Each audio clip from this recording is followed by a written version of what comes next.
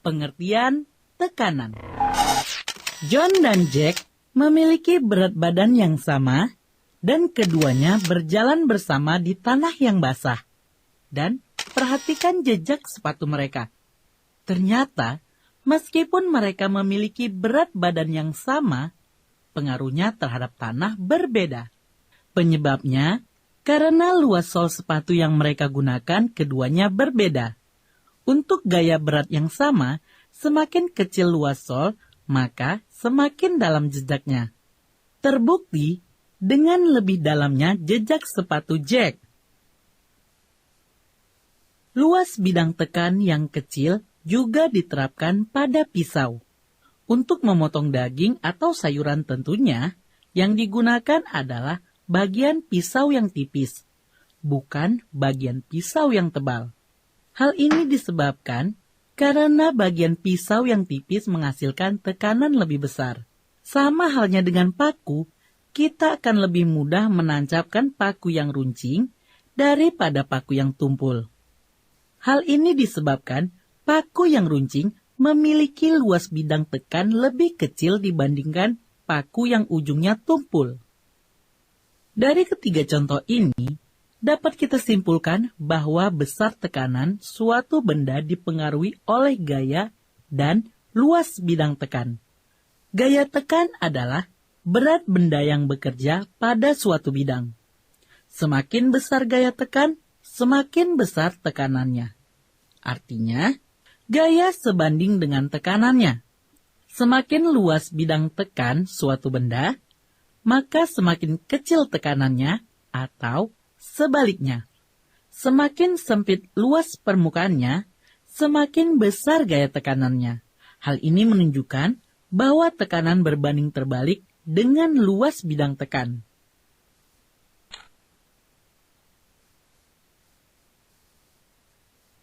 Tekanan adalah hasil bagi antara gaya tekan dengan luas bidang tekan, tempat gaya itu bekerja. Secara matematis, ditulis dengan persamaan P sama dengan F per A. Dengan P sama dengan tekanan yang satuannya Newton per meter kuadrat. F sama dengan gaya yang satuannya Newton dan A sama dengan luas bidang tekan yang satuannya meter kuadrat. Satuan tekanan yang lain yaitu Pascal atau disingkat PA. Sehingga terdapat hubungan yaitu 1 Newton per meter kuadrat sama dengan 1 PA. Tekanan 1 PA sangat kecil, kira-kira sama dengan tekanan yang dikerjakan oleh uang kertas rupiah yang diam di atas meja. Oleh karena itu, para ilmuwan lebih sering menggunakan kilopascal atau 1 kPa sama dengan 1000 PA. Beberapa nilai tekanan dalam keseharian seperti tekanan wanita dengan sepatu hak tinggi yaitu 2000 kPa. Tekanan paku terhadap kayu ini sebesar 500 kPa. Sedangkan jarimu yang menekan paku sebesar 100 PA. Tekanan ban mobil sebesar 250 kPa. Untuk memahami penggunaan rumus tekanan, perhatikan contoh-contoh berikut. Contoh pertama, poin pertama. Massa sebuah beton berukuran 0,5 meter dikali 1 meter dikali 2 meter adalah 2.600 kg. Berapa tekanan maksimum yang dapat dikerjakan beton pada tanah, di mana percepatan gravitasi G sama dengan 10 Newton per kilogram?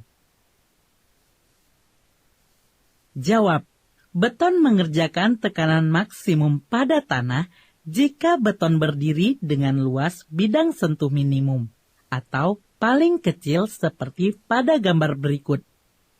Untuk menghitung tekanan, kita perlu menghitung gaya berat beton terlebih dahulu. Gaya berat beton adalah F sama dengan W, sehingga gaya berat sama dengan massa M dikali percepatan gravitasi G. Masukkan nilai-nilainya yang sama dengan 2.600 kilogram dikali 10 Newton per kilogram. Coret satuan yang dapat dibagi, yaitu kilogram, sehingga gaya berat yang dihasilkan sebesar 26.000 Newton. Luas bidang sentuh minimum A, yaitu 1 meter dikali 0,5 meter, yang sama dengan 0,5 meter kuadrat. Maka tekanan P sebesar perbandingan gaya berat dengan luas bidang sentuh, yaitu 26.000 Newton dibagi 0,5 meter kuadrat, yang sama dengan 52.000 Newton per meter kuadrat, atau sama dengan 52.000 Pascal. Contoh 2. Poin kedua. Sebuah kotak dengan berat 300 Newton dan luas alasnya 1,5 meter kuadrat diletakkan di atas sebuah silinder yang memiliki berat 200 Newton. Luas alasnya 0,5 meter kuadrat dan terletak di atas lantai. Hitunglah. A. Tekanan antara kotak dan silinder. B. Tekanan antara silinder dan lantai. C. Tekanan antara silinder dan kotak jika silinder diletakkan di atas kotak. D. Tekanan antara kotak dan lantai jika silinder diletakkan di atas kotak. Jawab. Perhatikan gambar berikut. Berat kotak sama dengan 300 Newton. Luas alas kotak sama dengan 1,5 meter kuadrat. Berat silinder sama dengan 200 Newton. Luas alas silinder sama dengan 0,5 meter kuadrat.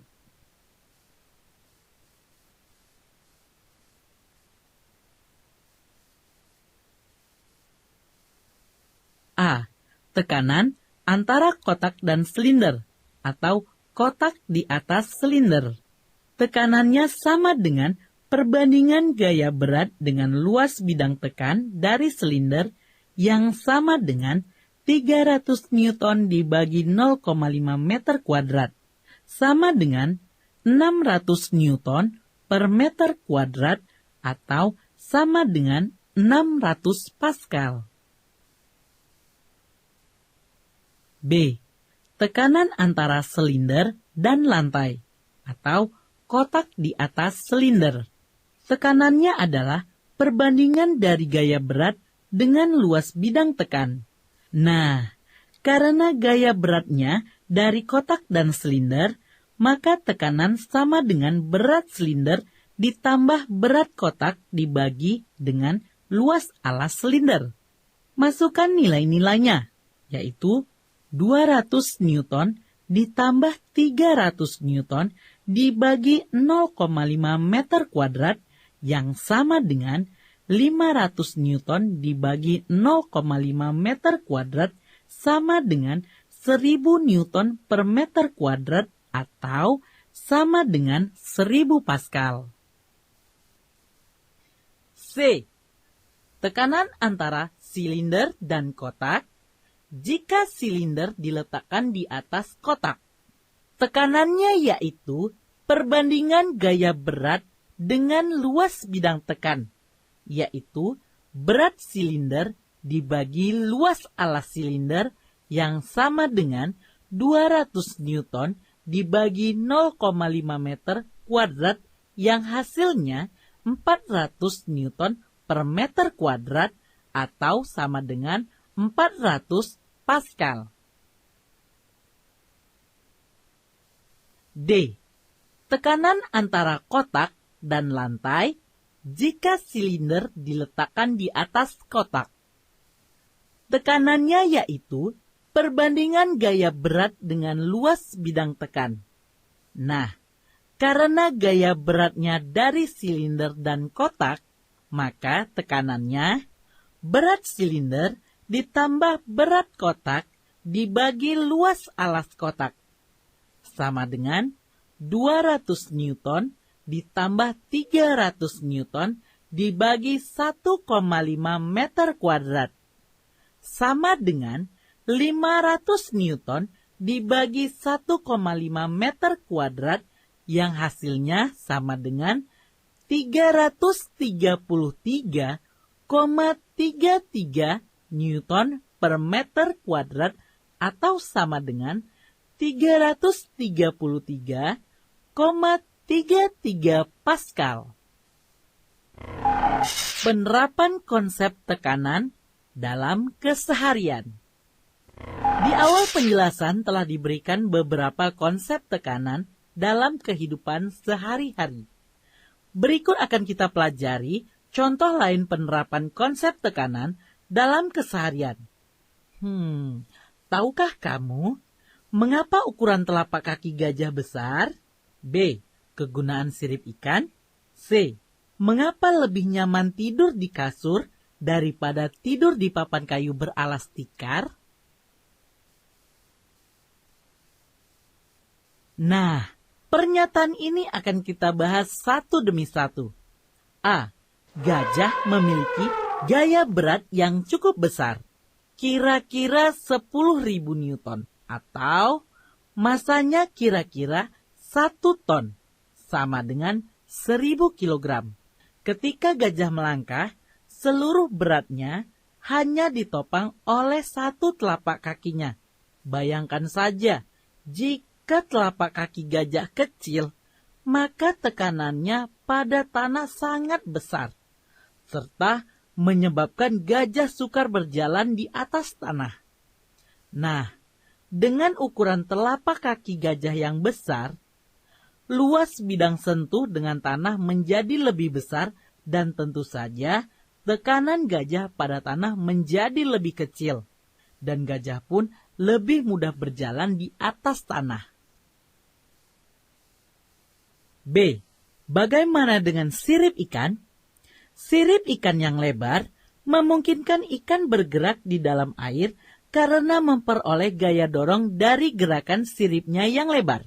Sirip ini memberikan tekanan yang besar ke air ketika sirip tersebut digerakkan. Akibatnya, ikan memperoleh gaya dorong air sebagai reaksinya. C.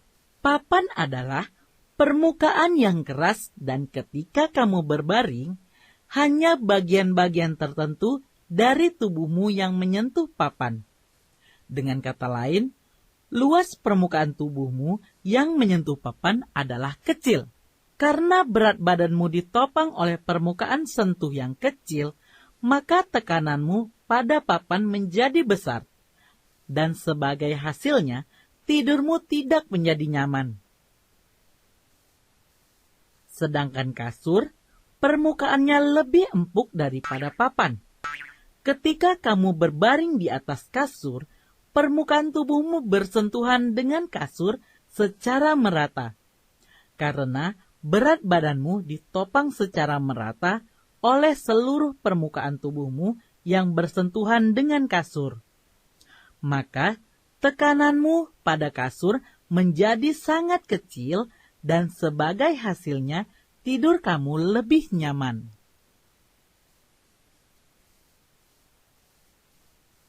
Konsep tekanan juga dapat kita amati pada kejadian lain seperti poin pertama.